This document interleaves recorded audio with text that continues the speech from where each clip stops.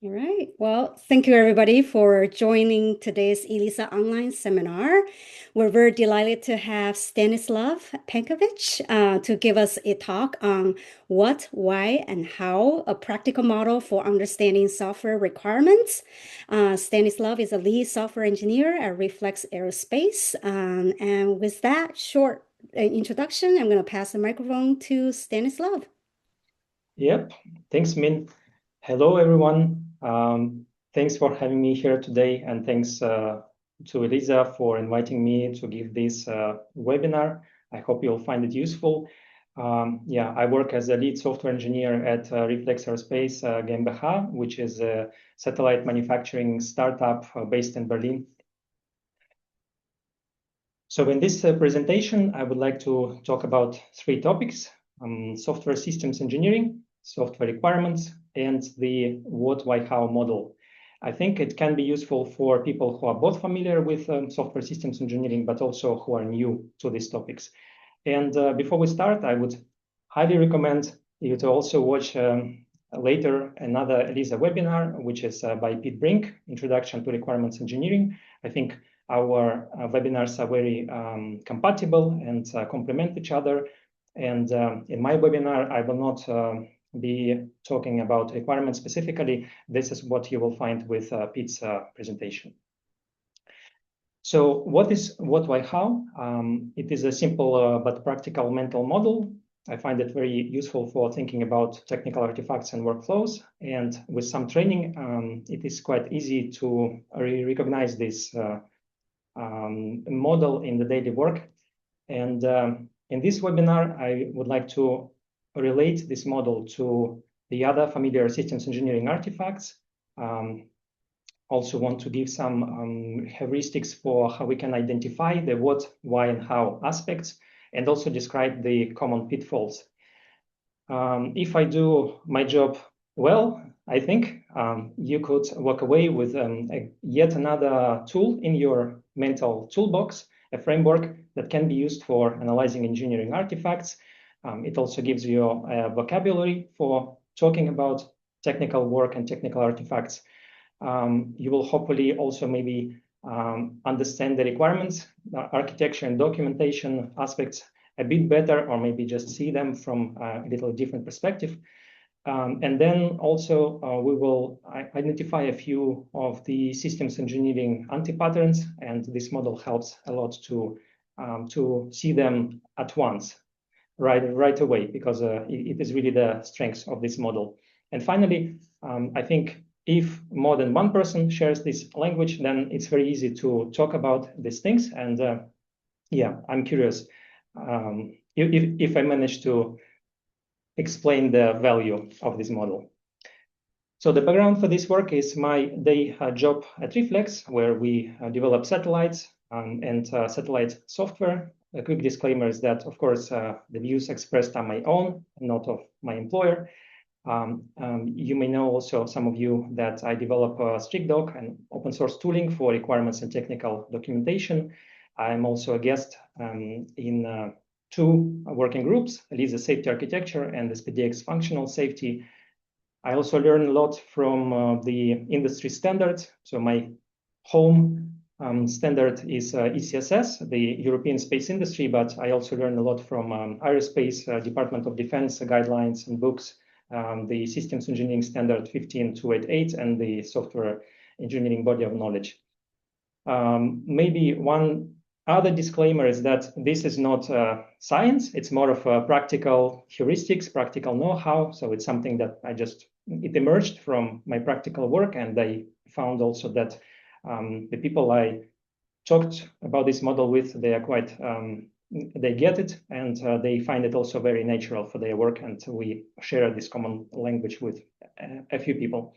And finally, I would like to thank these people, Greg, Tobias, Nicole, and Kate, for their feedback and supporting this discussion and joining the StrictDoc office hours.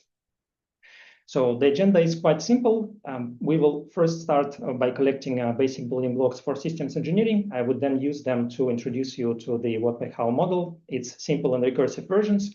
Then I will talk about the common what, why, how pitfalls, and then we summarize by by looking at the practical takeaways. So now, please bear with me, especially those of you who are very familiar with systems engineering. We will now go through a few basic building blocks. They will be super simple each, but then we will use them later on to describe the what, why, how model. So let's start with a very simple and the very first and foremost building block. It's a system. So we work with systems as engineers all the time. The systems can be small, they can be big, they can be systems of systems, all sorts of systems, and so on. The systems, they usually have users. There has to be a user that needs something from the system, and this system maybe solves a problem or helps a user to achieve something. So we usually say that a user has needs or they have some goals, and the system helps to address these goals, address these needs.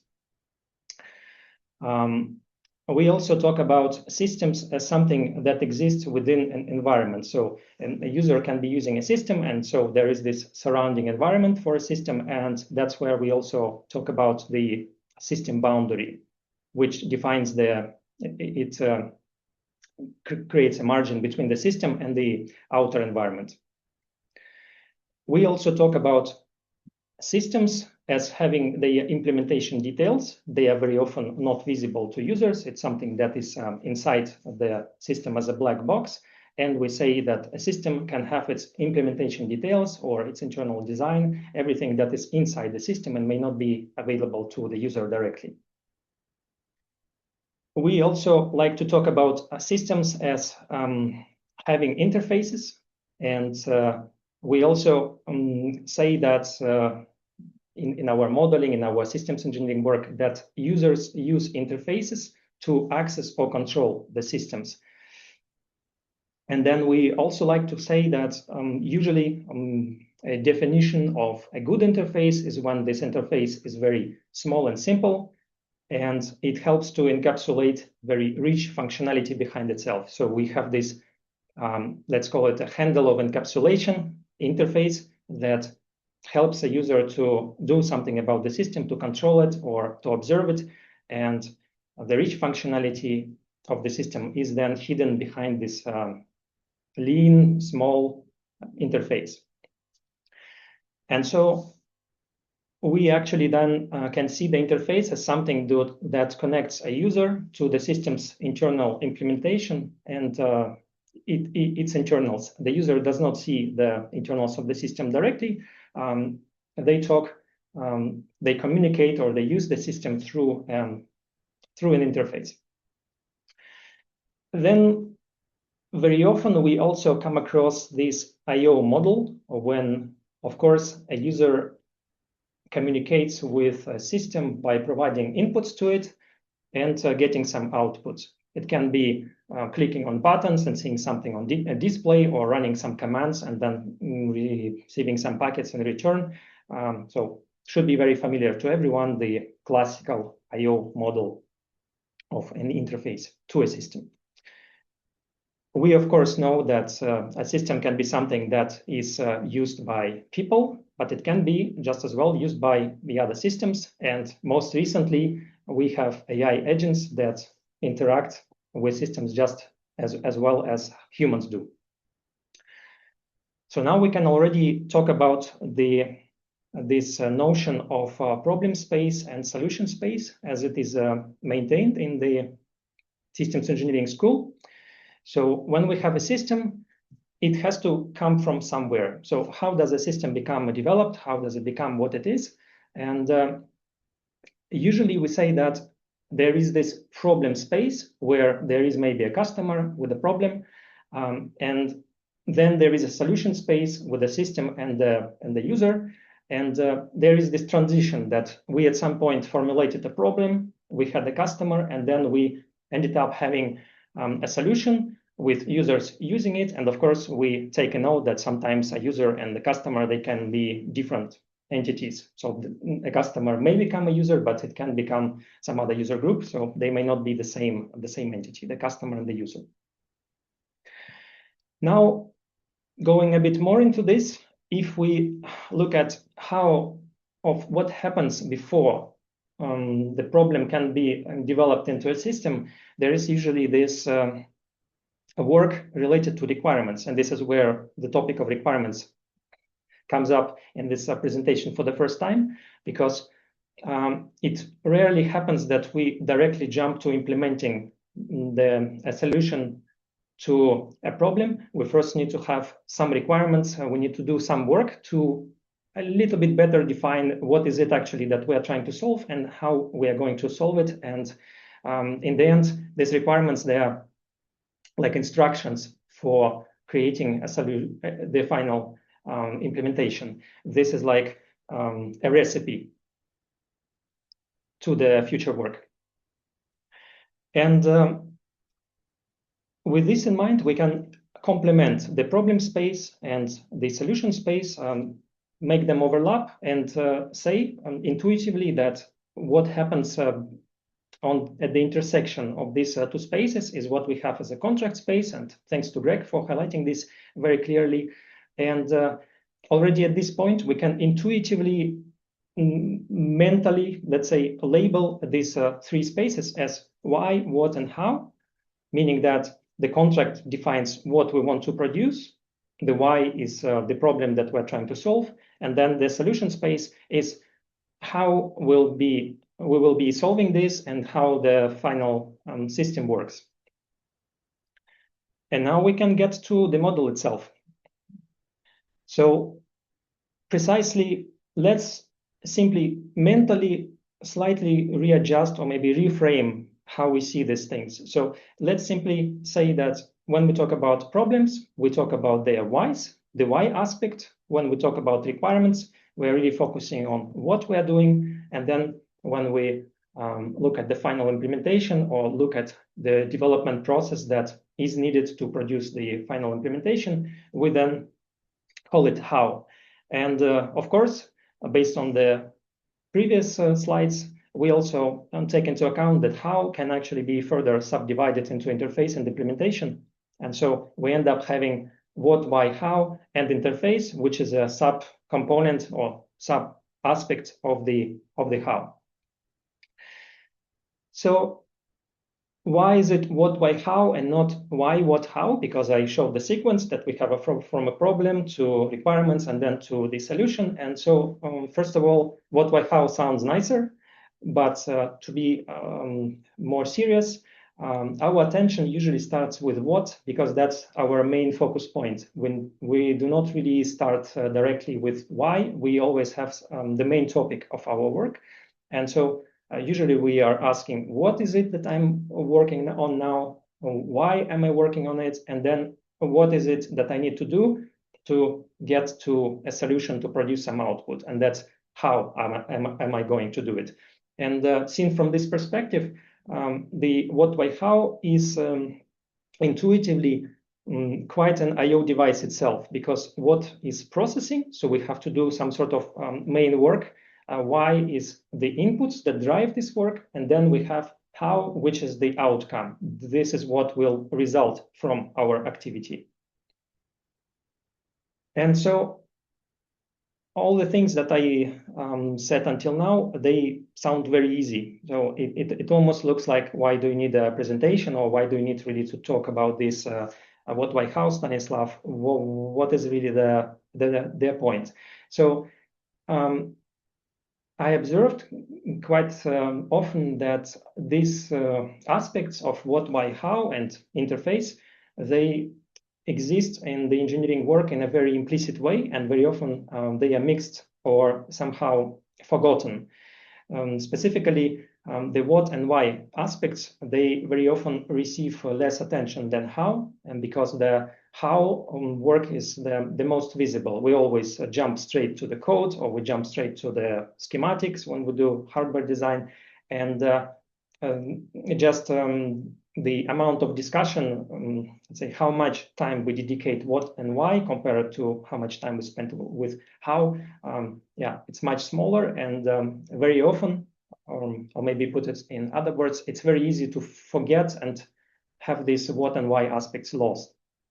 And in the rest of this presentation, I would like to explore a bit more what these aspects are in detail and how to maybe how can we separate them from each other and support this with some practical examples. So let's start with the why aspect. And this is where I like the following quote quite a lot, because at some point I attended a great conference about system safety and system analysis, like safety analysis. Engineers are great at solving problems, but they are not always great at identifying the right problems to be solved. And so the why aspect is precisely about what is it from the user perspective, from their needs and goals, that the system that we want to develop, that it is supposed to solve. With the why aspect, we usually have something that there is some problem, there is some need, and there is some, let's say, motivation that creates the momentum for the entire development, the entire project to exist. There is some statement of a problem or a business goal, and there is often a need, some sort of undesired state. Very often it's called pain that we want to address, and some pressure from reality. At this point, we just have a problem. So why does not really have anything that has to do with solutions or solving a problem in a particular way. So we just have a problem, or maybe let's say that a problem can exist without any solutions.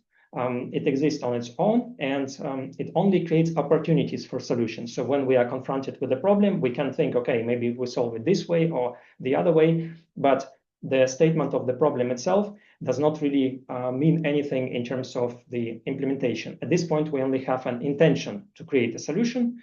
There are no requirements, there are no implementation details. We are focusing purely what is it that we want to address, what is it that we want to solve. And importantly, at this point, we don't really have any system or a system boundary. At this point, we're only focusing on the problem statement. With what, something else happens. So we just talked about the why and the problem, and then we know that eventually there will be a solution. And we already talked about the contract space, that something has to happen between, that we can properly understand what is it that we are going to do to address the problem. And this is where we have the contract space, where we usually, especially if development is critical, we start having the formal requirements, and those are usually recorded as shell statements, and they are written and formulated as measurable. They create measurable obligations, some criteria that the solution must meet.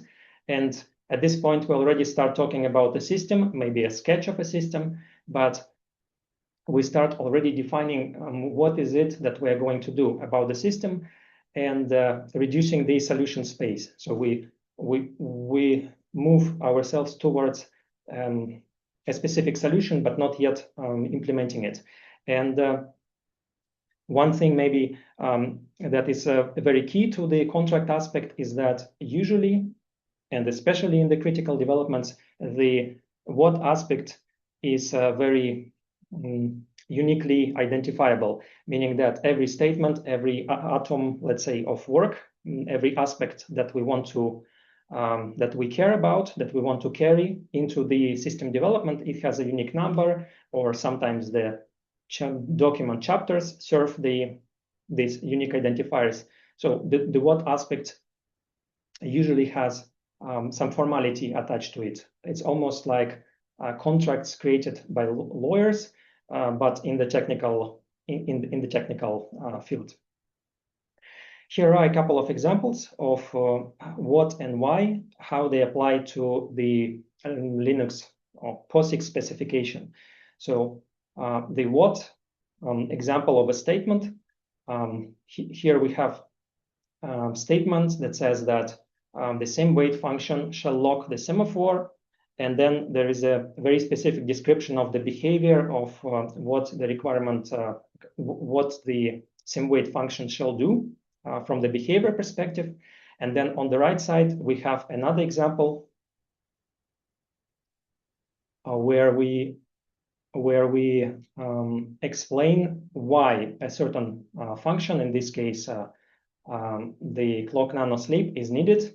And the justification for an existence of this clock nanosleep is that this function is needed to allow an application to take advantage of the special characteristics of this clock. So 2 examples. One of them states the behavior, and another example states a user need, or states a need that is then addressed by the function. Here is another example of what and why in an artificial requirement. It was created by ChatGPT. It's not a realistic one. The what of the contract is the statement that the spacecraft avionics shall maintain an operating temperature in a certain range, and then the rationale and the parent link become the why of the requirement. And the rationale is that the parent requirement specifies that the electronics components of the avionics module have to operate in this temperature range, because exceeding it may result in degrading performance or permanent component failure. So we have what and why acting together at the same time within a requirement, and this is a classical structure of a requirement. So every time we have a requirement with a shell statement, we usually have a what statement, and then we have a why served by the rationale. Now let's talk about the how aspect, and this is where we have already a solution. We have a final implementation. The solution is, even if we are working towards it, this is where we try to make all the design choices. We want to resolve all the trade-offs.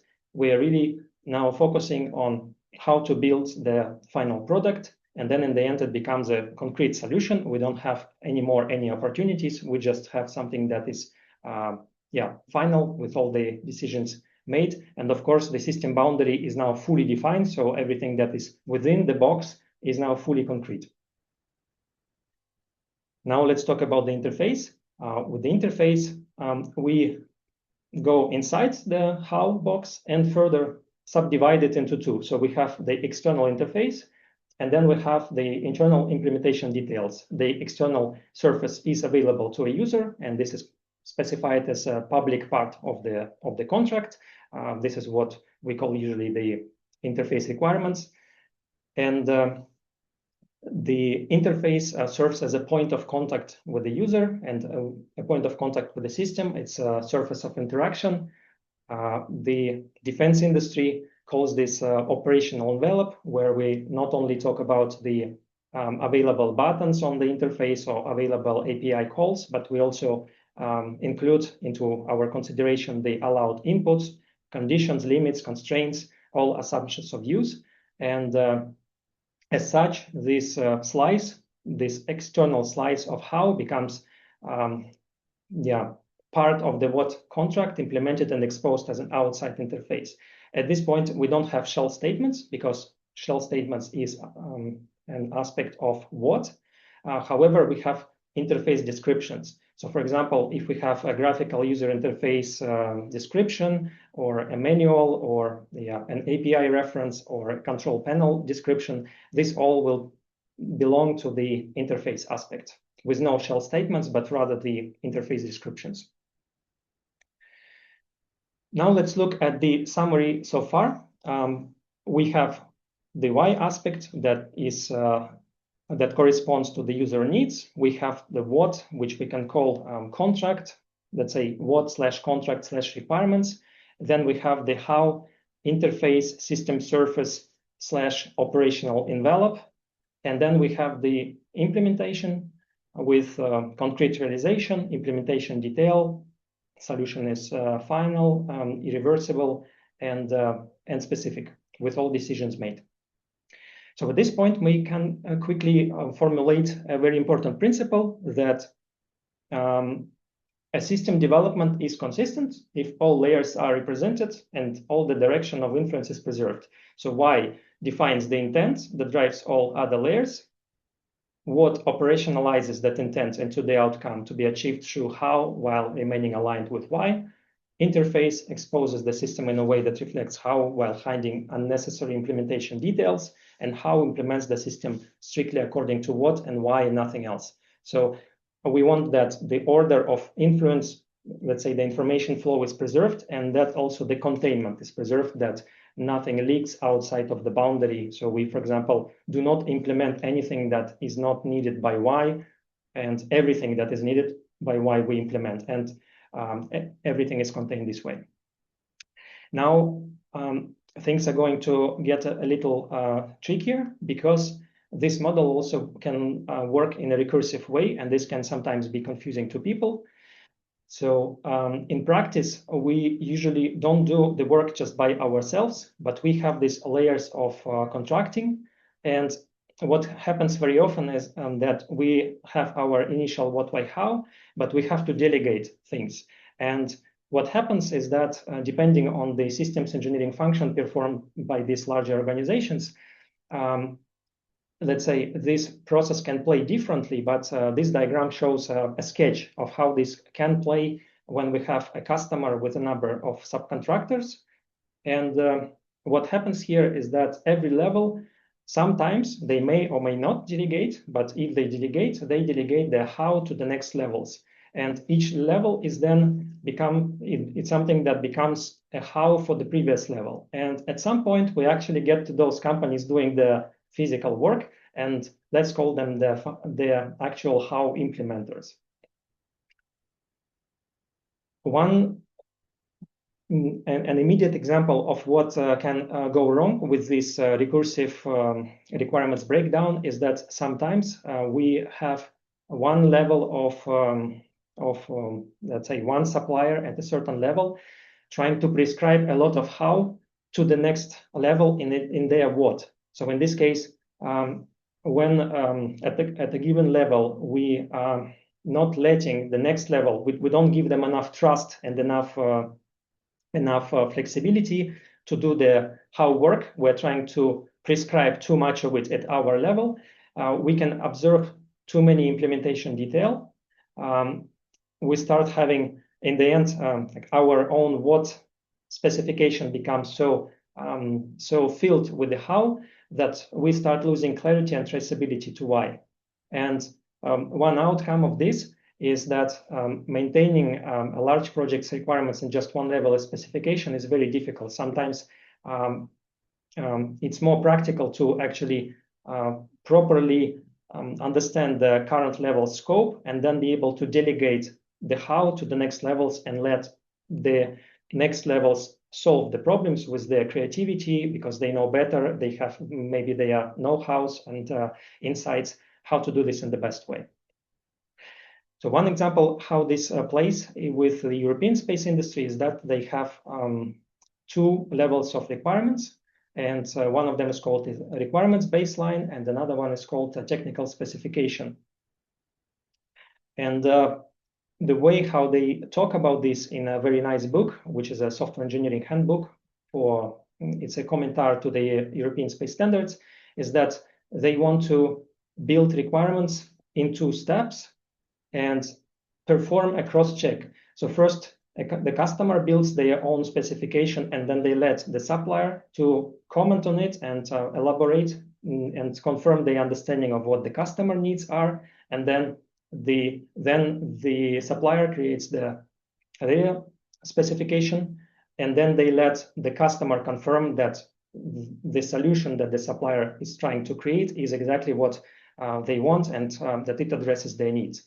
And in particular, the European space standards, they recommend a very early integration of the software engineering process into the systems engineering, also very often called co-engineering. And this is precisely what we call here in this talk, and how it is understood in the industry. The process of software systems engineering is when we integrate software people to do this requirements work and elaboration together with the customer quite early before the actual development starts, so that we can properly elaborate, let's say, the what of the developed system.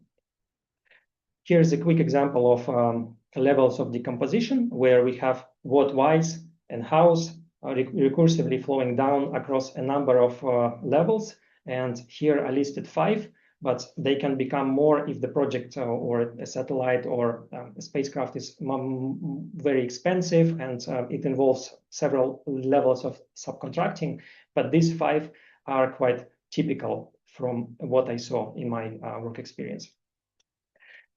In the aviation industry, we have a similar split. We also have so DO178 works with more than one level of requirements, and they subdivide it into high-level requirements, low-level requirements, and also system requirements that the high-level requirements have to comply with.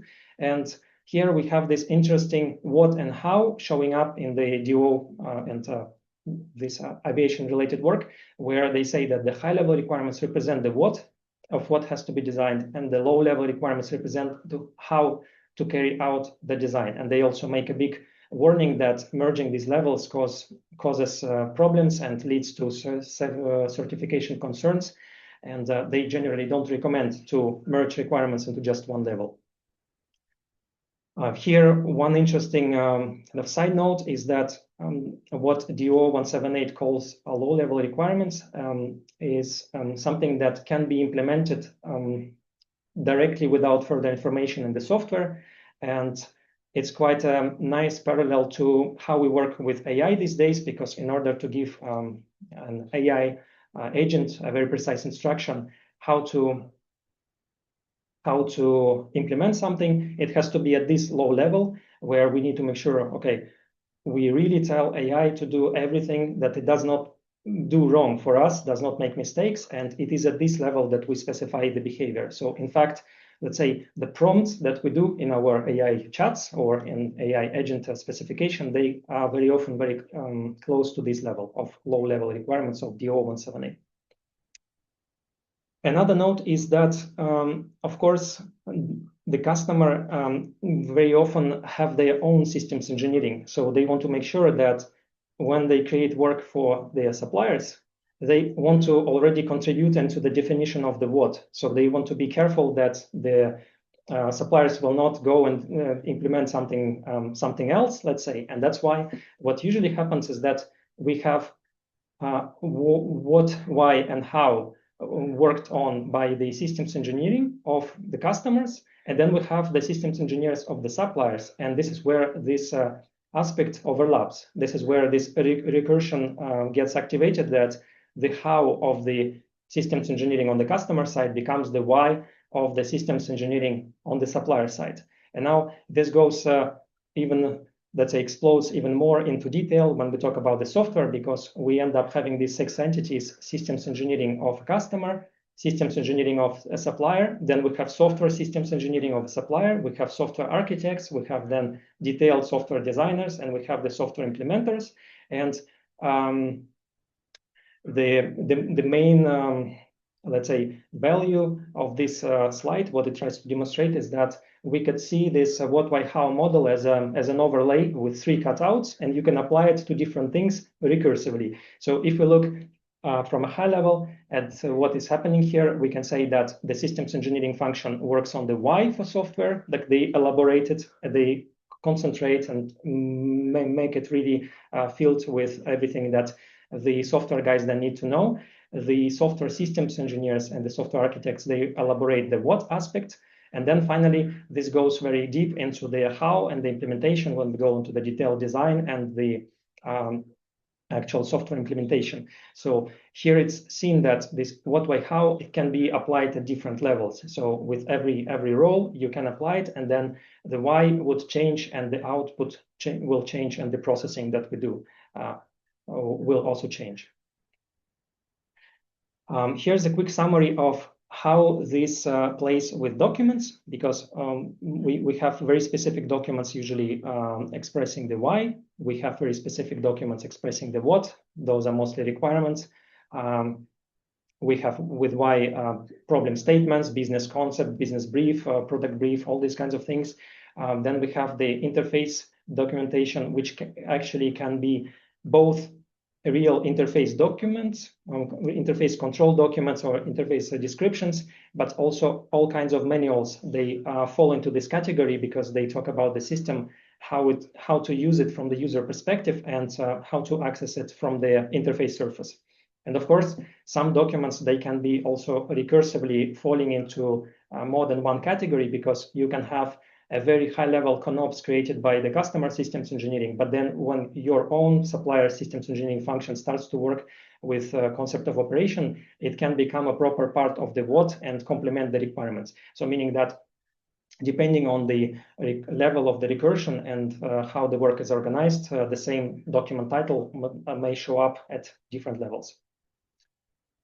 Now, let's talk about the software development with what, why, how. And here, an interesting insight is that actually we know that developers, they produced interface and how as their product, but they have to somehow have what and why in their minds. So they have to somehow internalize what and why in order to be able to produce the implementation. And how this usually works is that we get these developers ingest lots of information. It can be a combination of Excel, Word, Conference, device ICD, Jira ticket, or just told by a colleague. Then that all gets mixed into, let's say, someone's brain. There is some processing, and then we get to the solution produced somehow. And I find it quite fascinating that the way how our brain works is it's quite similar to the work of a computer. So we have the working context, which is our short-term memory, it's RAM. Then we have some reasoning that we also do, and we have our long-term memory, which we can call our knowledge base. And then we receive some tasks, and then we receive some, so we do some reasoning, and in the end, we have some software produced. And so if we map it to the what, why, and how, what we end up having is precisely that an engineer can be seen as some sort of a what, why compiler, because they first need to ingest this what, why, hows. So what and whys, perform some work, and then after some time there will be a solution. And at this point, maybe we can talk about things that can go wrong with this mechanism. And so I want to jump to the pitfalls. And one of them is clearly that we can just lose the why. We can lose it somewhere in the documentation or project history, or we never negotiated properly with the customer. And the result can be that we just forget about why we even do what we do, or why we did what we did in the past. Another example is when we have also, we don't have a very good idea of what is it that we're trying to build. We did not clarify well enough what is actually our focus, and the risk here is that we can end up having a solution that does not really address the customer needs and what is it that they really want. So we will be solving something else. And here, with some irony, I want to say that it's almost like this, that if we are forgetting about the why, why not forget about the what as well, because they kind of come together. Let's just forget about both things. And here it's quite interesting that if at some point we have to work on reverse engineering something, we don't have access to what, why anymore, and we can only have the if, so the interface and the how, and it becomes pretty tricky to recover what is it that drove this work in the first place. And so here, I hope this, let's say, setting of the famous TV show helps you to appreciate the, let's say, the loss of what and why. So if we would want to recover what and why from just looking at the interface and the how information, these things get very tricky, because you don't really have too many options. It's almost a joke that you can only recover one of them, but not the other one. You can maybe ask someone, you maybe can go and reverse engineer it, or maybe you just change the job and stop trying in the end. Yeah, so what very often the software engineers do, they say, we don't need to do anything of that. We can just reverse engineer and we will always recover it. But I find this response, it doesn't always work. Sometimes the projects are quite complex. And so, yeah, there has to be some other mechanisms for doing this. Another thing that happens a lot is that what can absorb how. So we have so much how in the what that we lose the clarity and the why, and the implementation becomes over-prescribed, and that also limits the freedom of the how implementers. How can also be reduced to interface when we see documentations with lots of Doxygen descriptions, but without any useful hints at the design. And there is so much information that you lose the track of what is it actually in the how that would help you to make progress with the implementation or modifying an existing system. Very often, the interface documentation is mixed with how, so we end up having so much information coming on both channels that we cannot extract the interface documentation properly, as well as the how details become kind of intermixed with interface information, and we cannot properly focus on the design. The recursive nature of this model is, it has to be understood, because otherwise the levels of customer supplier work, how we level the requirements from high level to low level requirements, system requirements, all that can cause all sorts of confusion. And on top of that, if we also don't really understand why, how, and what separately, this together creates a dangerous cocktail of misunderstanding, and people can get confused very often. So the last pitfall is actually about confusion and agreement within the teams, because sometimes people can work on the same requirements but follow two different philosophies.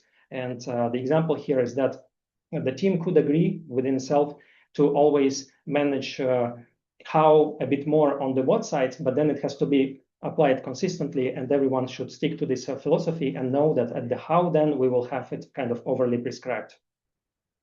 So the key takeaways, I think I'm running a little bit too short on time, but still quite close. We have the key takeaway one is that we could learn to recognize this what, why, how aspects in the engineering work. We could learn to recognize when one or more of these aspects is missing or is mixed with other aspects, when they just they go together in a piece of text or in a document.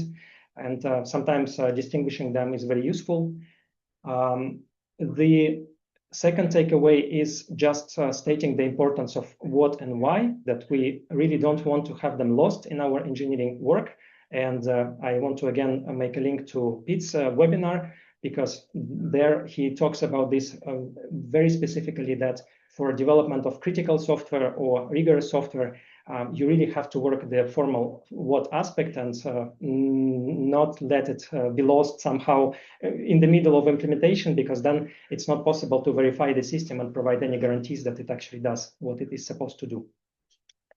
And the third takeaway is that this model can be applied to all sorts of artifacts. It can be applied to the processes, to the code artifacts, to GitHub, GitLab work, to all sorts of documentation, and also for technical meetings and discussions. It can be very useful, because that's where we can help each other, let's say help colleagues, to not mix these aspects. For example, to not jump into the how discussions when we still need to clarify what's and hows, what's and whys, and then only to talk about the hows. Actually, I think I'm on time. It was maybe a bit too quickly presented, but at this point, I should say that we also have backup slides, and there is some additional content for some rules and some advice for how to not mix these aspects together, and some more examples of the applications. I think at this point, I am ready to answer questions.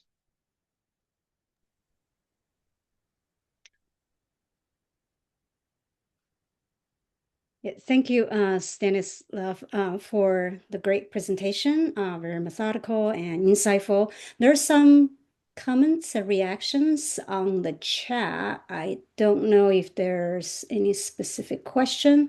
You can type your question either in chat or raise your hand. I can also unmute you, so you can just speak directly if that works better. If you just raise your hand, if you have a question, I can. Oh, P has a question. Let me unmute you so you can speak directly. All right, allow you to talk, and you just need to come off mute, and then you can speak. Okay, can you hear me? Yes. Okay, great. Yes. So you had talked about the low-level requirements in DO-178B as being suitable to write the code against. Does this mean that the low-level requirements are the same as what we would see in a low-level design or a unit design? Yeah, thanks for asking. So this is actually a controversial topic, according to Liana Richson. So one of the resources for me to learn more about DO-178, that they actually had debates about whether they should use this term of low-level requirements, because it is actually almost what could be called in another context design items. However, still keep calling it like that because they want these low-level requirements to be testable. And so that means that they still maintain the low-level requirements as requirements that have to be tested. And I think another reference that I heard from one of the StrictDoc users is that it really depends that within the DO-178 projects themselves, teams can have different philosophies, and sometimes they can have, let's say, they don't share one and the only one understanding of how to work with these low-level requirements, and it a little bit depends on the company or on a process used. However, I would say from the references that I saw, low-level requirements are testable proper requirements. They just, let's call them, they are after design. So if high-level requirements, they are before detailed design, then the low-level requirements, they go during and after the detailed design. Okay, that's great. Thank you very much. And I see there's a question, what's your experience to apply? Why don't you just come off mute and great. You hear me? Yes. Yes. Okay, so I'm just wondering, what's your experience to apply such mental model to a software team where most of the team member prefer coding than anything else? Yeah, it's a good question. It doesn't work right away. I would say that within our team, we have people who are naturally minded. So they have this mindset of systems engineering. And so spreading this knowledge and discussing it with several people has just been easy. Like it just works. But then over time, it becomes easier and easier to just point to people that, we have a meeting and then we see that there is a piece of information, let's say, coming from a customer, and clearly there are why and what aspects mixed. And then we say, okay, this is an example where these why and what are mixed, and we can just point them to really that this is separate, this is something else, and it would help us to actually see them as two different. And so maybe a broad answer would be that I don't have any immediate success of explaining this to everyone, that everyone is at once enlightened, but it definitely supports very productive discussions with some people. And slowly, I'll also, for myself, find a better way to explain it. Okay, thank you. There are several questions from Massimo. Sounds like he cannot speak. Can you take a look at the questions and address them on chat? Yes, I can try. I have a few quick questions for further clarification. I hope that I'm reading the right one. Yes, that's the one. What is the main risk in starting with the what during the development of a complex system, initially neglecting the why? On the principle of coherence and containment, the author introduces the principle that nothing should be implemented that is not required by the why. In practice, how can we objectively verify that this containment constraint is respected, especially when the specifications are very broad and ambiguous? On recursive delegation, the author warns against the danger of high-level prescribing too much of the how, the low level, limiting its flexibility. What contractual strategies or tools could be adopted to balance the need to specify clear requirements? Okay, very good questions. Appreciate seeing them actually. What is the main risk in starting with the what during the development of a complex system, initially neglecting the why?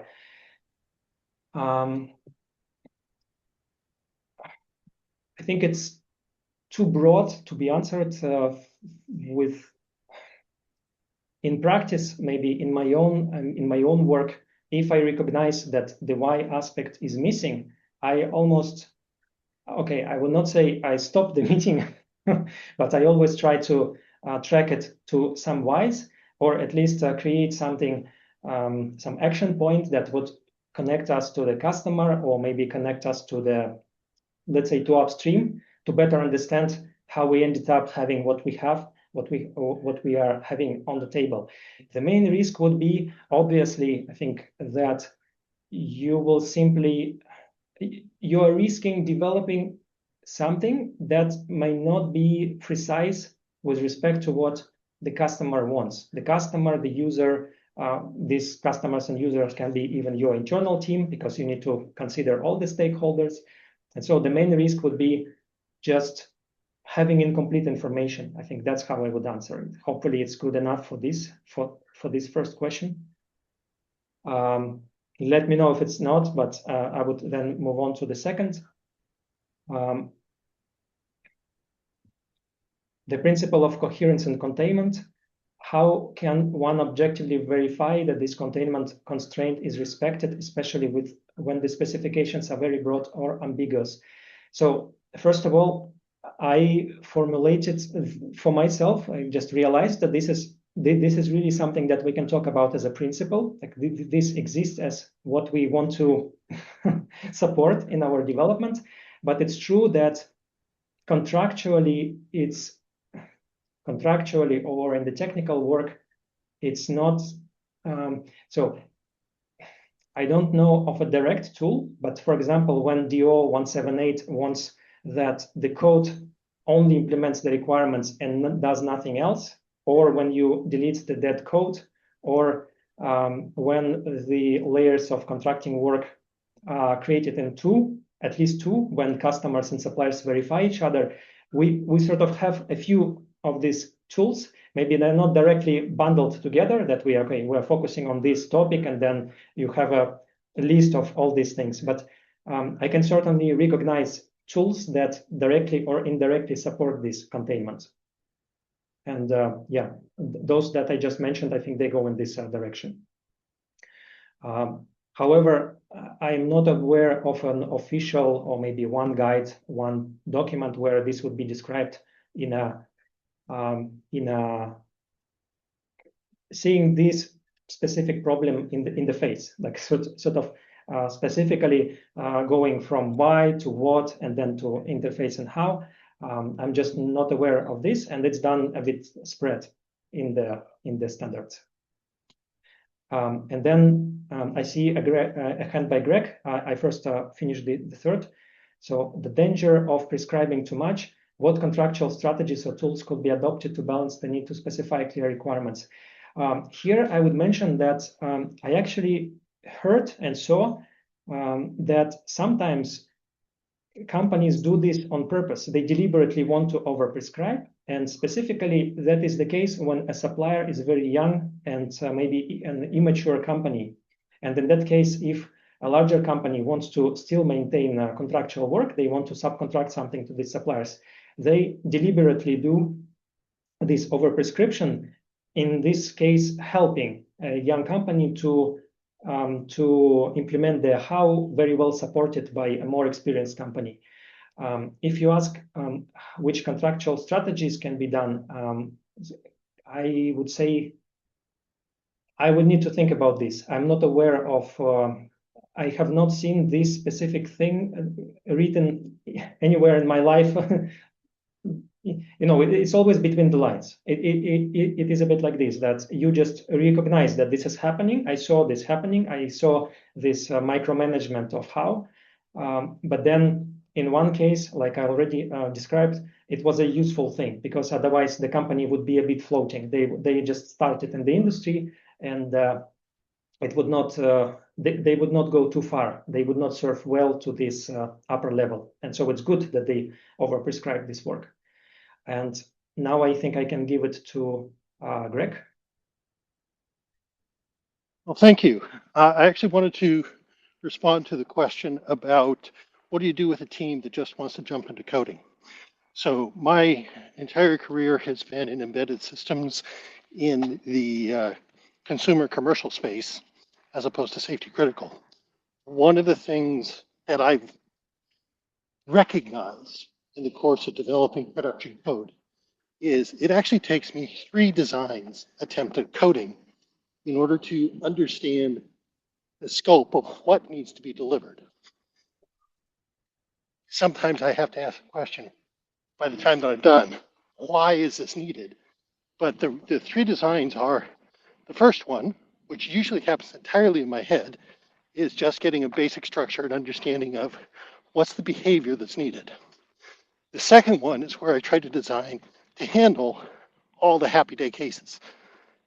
Both of those get completely thrown away, but I have to go through them to understand the what that needs to be delivered.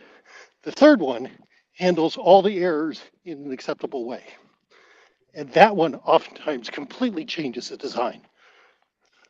So passing that along is food for thought and helping to put what, how, why into a little bit more practical context. Mm-hmm. Thank you. Thanks, Greg. Maybe it's quite a few comments. I think I'll just not orient myself to pick the right one. Does anyone want to grab a mic and just ask what you wanted?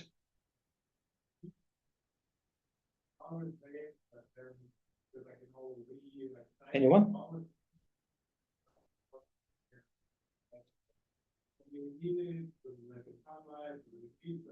Yeah, so I'm seeing some scaling. Anyone wants to grab a mic one more time? Otherwise, I can just try to find something, but it's a bit tricky. So Looks like Nikolay has a few questions, but he does not have mic. So should I then find? Oh, you don't know how to unmute? Okay, let me unmute you, Nikolay. I'll allow you to talk, and now you can unmute. There you go. Okay, can you hear me? Yes. Oh, great. Okay. Yeah, so I just have like 2 questions which I posted in the chat, so you can read. I'll try to be short. The problem is that this model is, I would believe, made for engineers in mind, right? Because those requirements usually are kind of coupled to how the system works, right?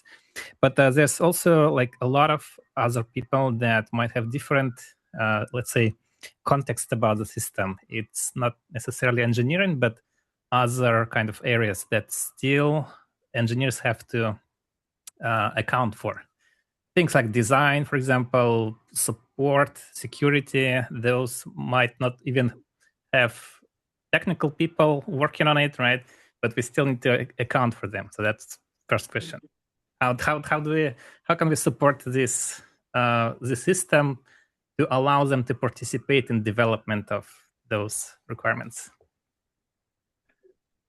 Yes, I would say precisely because this what, why, how keywords and let's say intuitive markers are so natural. I think it's the power of this model actually, because before this webinar, I Googled for what, why, how. Is there any other work done in this direction? And actually, there are many methods. They are called this way. They are not really applied to engineering work. At least I'm not aware of this. So let me know if there is one. But just the universal meaning of what, why, how is quite intuitive, and if you were to describe to your stakeholders or to any colleagues that, for example, now you are meeting in order to elaborate the why aspect, and you would explain that why has to do with problems and user needs, I think you have a good chance of succeeding. That's how I would say. That's how I would respond. I think it's doable, but like any other mental model or like any other systems engineering artifact, of course, it requires some explanation You yes, just cannot yes, yes. say, because as you can see from this webinar, I quite overloaded what, why, how. So I loaded it with very specific meaning. And now the question is if enough people like to think about this way. And then if you have maybe more than one person in your company to talk about this, then it can become a common language. So I would say you have a chance of succeeding with this. Mm-hmm.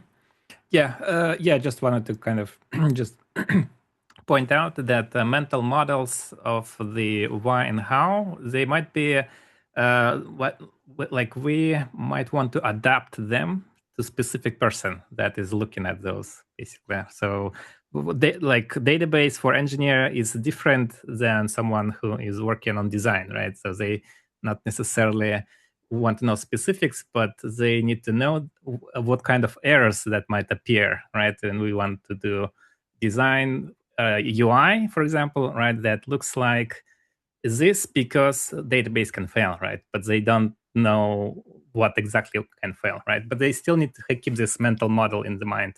So that's kind of, adapting the context for people.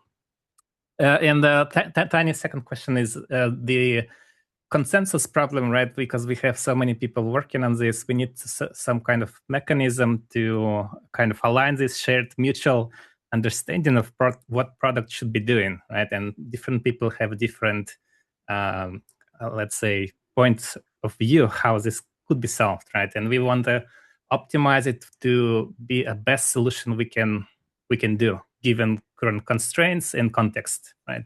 So that's another consensus problem. Yeah, makes sense.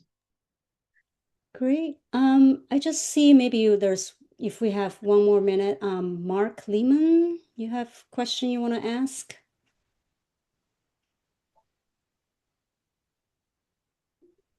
You just have to unmute yourself. No. Okay. Mark did post some questions, but I think maybe Pete was answering them on chat as well. Yeah, I think I'm seeing it. So nothing should be implemented that is not required by the why. How does this relate to using open source frameworks? When using a framework, for example, a multimedia framework, you get much more than is included in the why.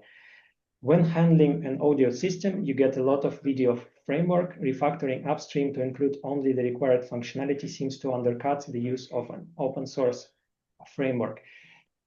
So at this point, I would maybe say that it really depends a lot on which criticality do you have attached to your software, to your system.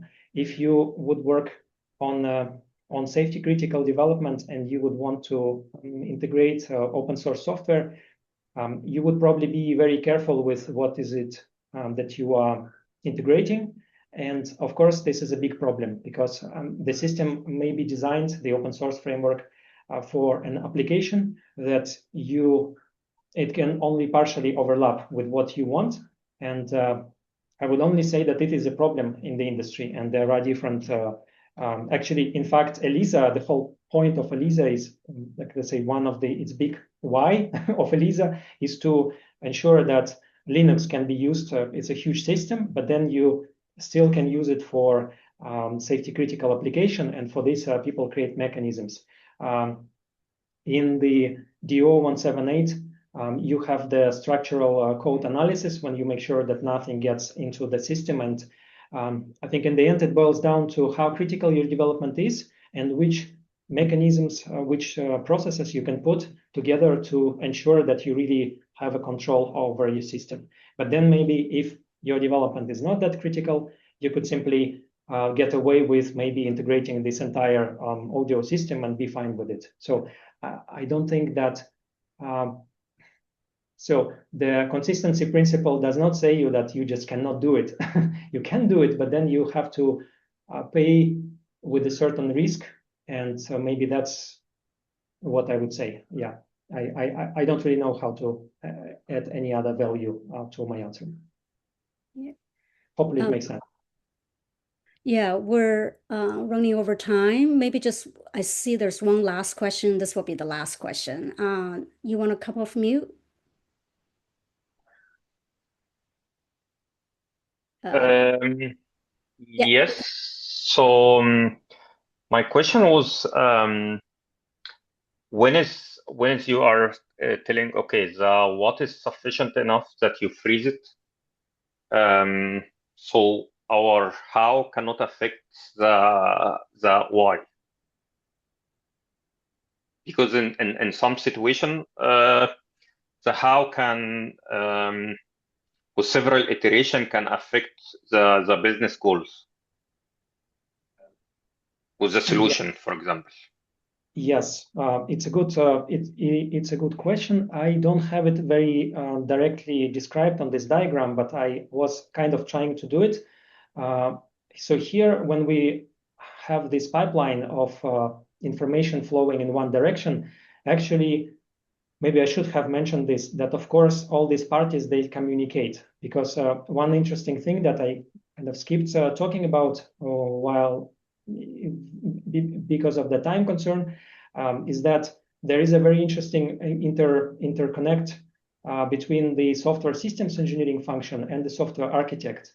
So for example, what is it that the software systems engineering function try to do? Their job is to collect all product requirements and make sure that they are fully, there are no gaps. The vision of the customer is very well represented.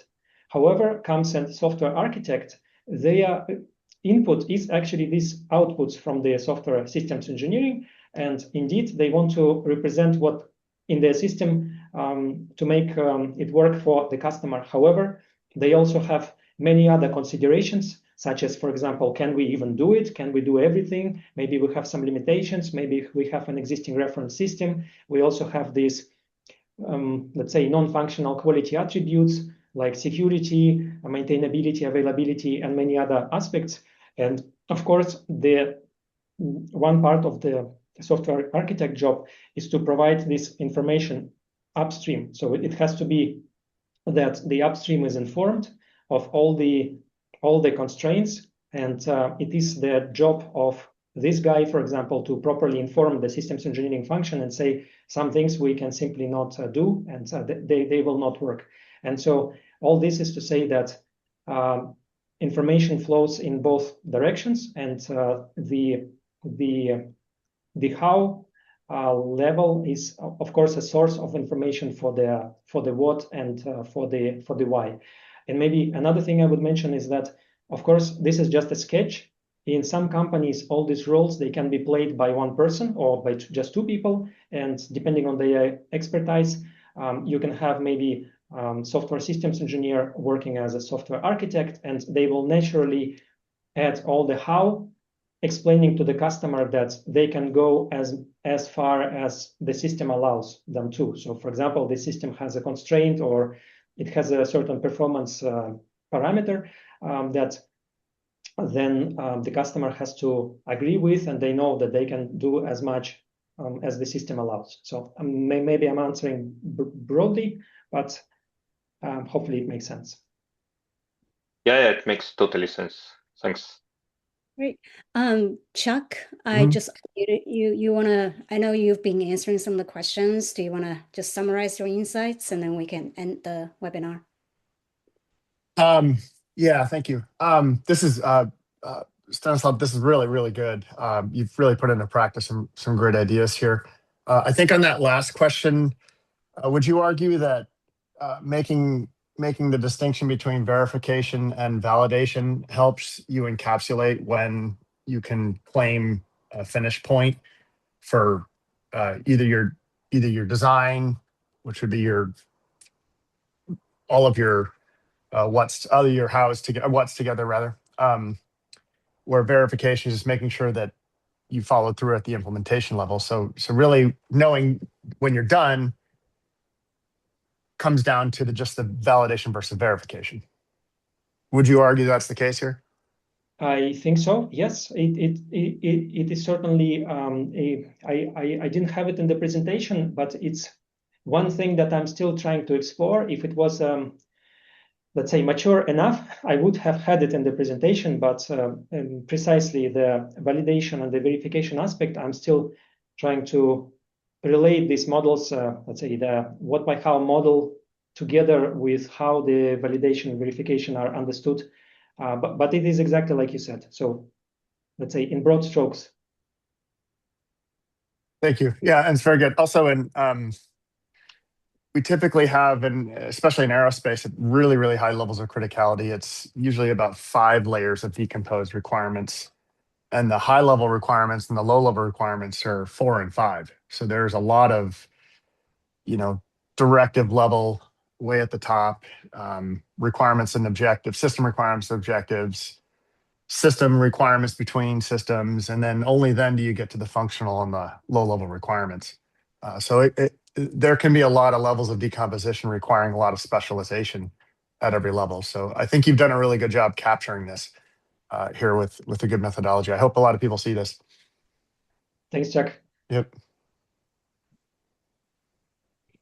Well, thank you everybody for staying over time, and thank you Stanislav. And I think this is a great presentation, great discussion. And thank you everybody for engaging with the materials, and we'll get the slides and video, send it out to the registrants in the coming days.